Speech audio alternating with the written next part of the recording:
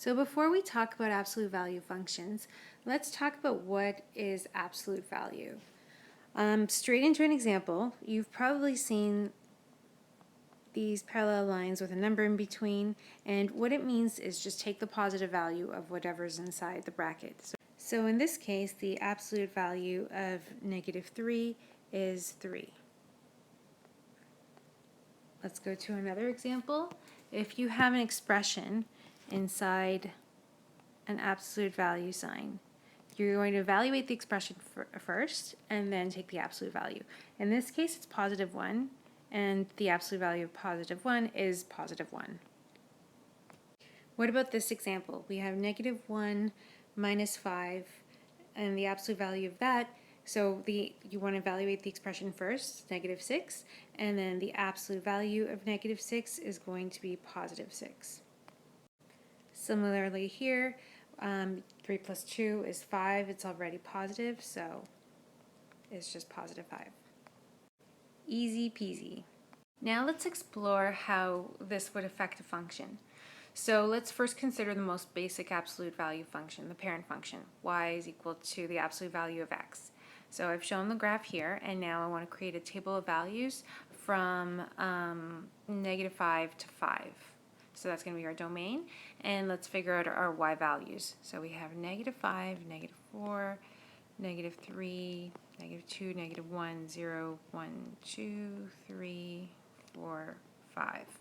Now looking at the graph, you can't really quite see -5, but just based on the pattern that you're seeing, we can, and plugging it in, the absolute value of -5 is 5, the absolute value of -4 is 4, and now you can kind of check on the graph to see where I'm at. So -3, 3, 2, 1. As you can see, it crosses through the origin, so 0, 0. 1 is 1, 2, 3, 4, 5. So now that we have our parent function, we want to take a look at this graph and maybe just discuss some characteristics. So let's first talk about the domain and range. So as you can see, the domain, the function is ongoing on both sides. So that means it's just everything. So x, er. The range, the y values can never be negative. So x values can be anything, positive, negative, to infinity, positive, infinity. But the range is going to be greater than 0 because your output is always going to be a positive.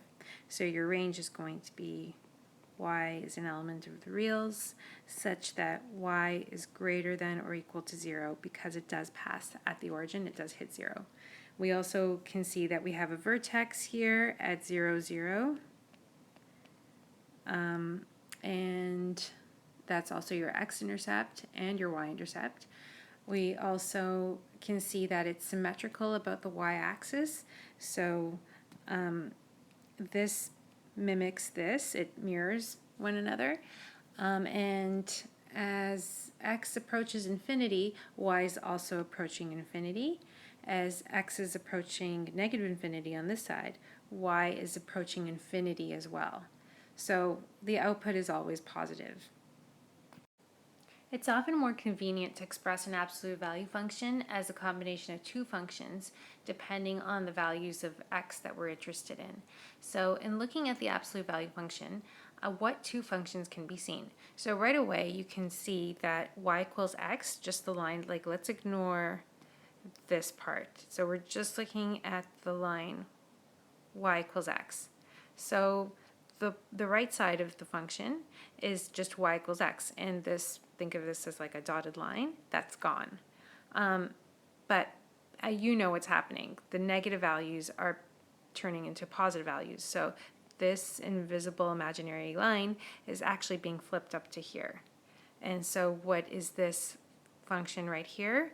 It's actually just, if you think back to grade 9, your slope is negative, but it's the same slope. So it's going to be y equals -x. So if you want to express this as two functions, we can say that f of x, or y, is equal to x if x is greater than or equal to 0, and negative x if x is less than or equal to 0, so if it's negative. And this is called a piecewise function. We're going to be learning about it soon. Okay, so now let's talk about the best thing that's ever happened in your math lives, the number line. It turns out that using a number line to express an absolute value function is very convenient because we know what's happening to the y's. They're always positive. But what's really interesting is what's happening to the x's. Looking at this example, we know that if the absolute value of x is 3, that means x could be 3, or it could be negative 3. So had it been negative 3, the absolute value of negative 3 is 3. Absolute value of 3 is 3. So in this case, we have two solutions. Now, what if we're dealing with an inequality? How can this be expressed as either an absolute value or a number line? So looking at this example, it's easy to figure out what the number line will look like because we want everything less than negative 4. And remember, it's an open circle because it's not equal to. And then anything greater than 4. So open circle in this direction. But now, how do we say that as an absolute value function? Okay, let's look at this algebraically. So we know when x is greater than 4 for all positive values, the absolute value is going to be the exact same because your output is going to be positive always. But the where it gets a little bit tricky is the negative values. So let's look at x less than negative 4 occurs when x is negative, right? So originally you have a positive x or a negative x, whatever you put into your absolute value function will always be positive. So if it's negative, we're looking at the case where it's less than negative 4. Now, knowing what we know about working with inequalities, when you multiply or divide by a negative, the sign switches. So you're going to be left with that. And this matches the positive case, which is x is greater than 4. So if you notice, these match, and we can conclude that the absolute value of x is going to be greater than 4. So this takes into account both the positive and the negative values for x. Okay, now let's look at this example, which is similar to the one we just did. So x is less than or equal to negative 3, and x is greater than or equal to 3 on the other side. So we know that when we're working with absolute value, the positive case is always going to be the same. So we're going to just look at the negative side. So we know that x is less than or equal to negative 3. I'm going to show you an alternative way to think of this. So we're just going to divide out the negative and bring it to the other side. And as you know, the sign flips. So these two expressions are equal. So we're just saying that negative x is greater than or equal to 3. So now we can rewrite this as the absolute value of x is greater than or equal to 3. And this takes into account both the positive and negative cases of x. Okay, in this example, x is between negative 4 and 4, so let's graph that. Now let's look at it algebraically. So we're going to separate this expression into two separate parts. So we know that for the negative portion, we can just say that negative 4 is less than or equal to x, and then the right side is just x is less than or equal to 4. So we know that the right side is already set for us because the absolute value is going to be the same as the positive values. So it's just really the negative side that we need to work with. So let's bring the negative to the other side, and you know the sign flips. And so you're left with 4 is greater than or equal to negative x. And so since these are now the same, we can conclude that absolute value of x is less than or equal to 4, which accounts for both the positive and negative cases of x. Okay, let's look at this example. What is happening here? So x cannot equal positive or negative 3. So that implies that it can equal everything else except for positive and negative 3. And so if we want to express this as an absolute value function, it's just absolute value of x cannot equal 3, which takes into the account the negative case of 3 as well. Well, that was lots of fun, but what if we're originally presented with an absolute value and we want to express it as an inequality or a number line? So we've seen this case before, but how do we break it down?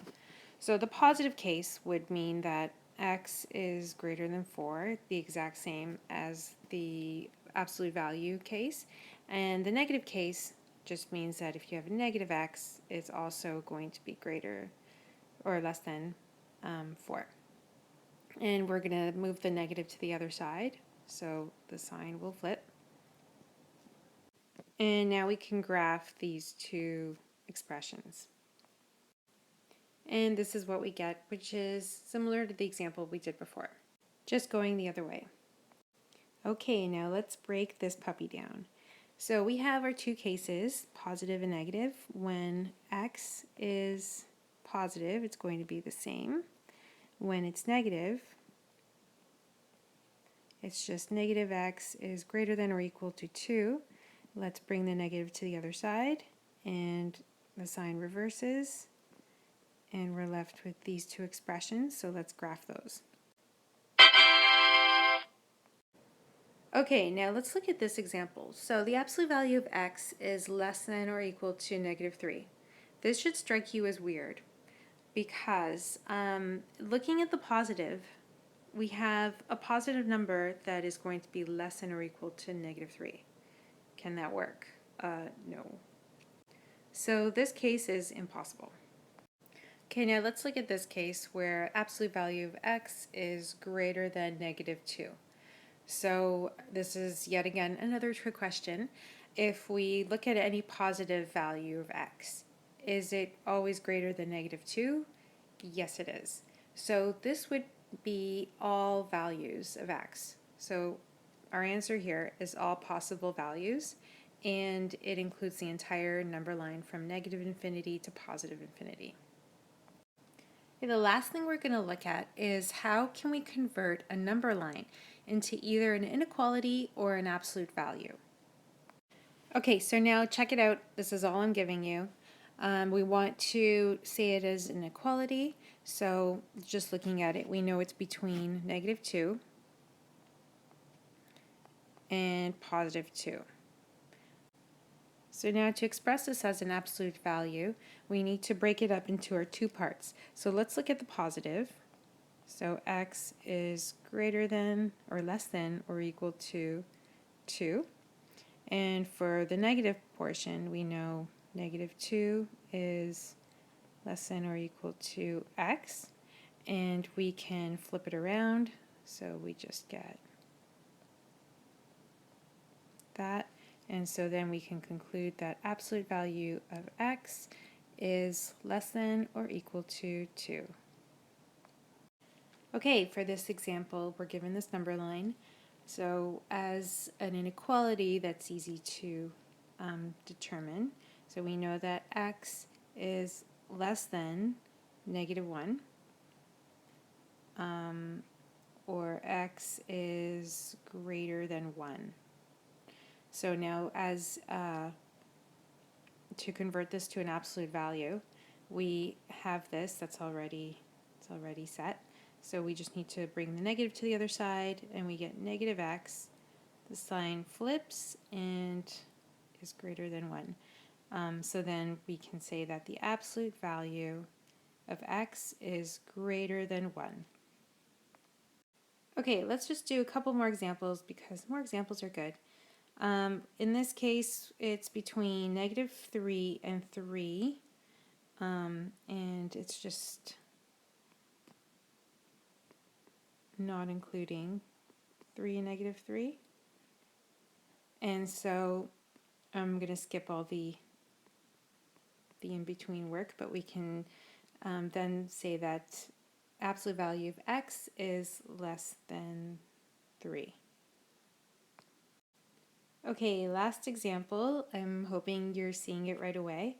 So in this case, x is less than or equal to -1, and or x is greater than 1.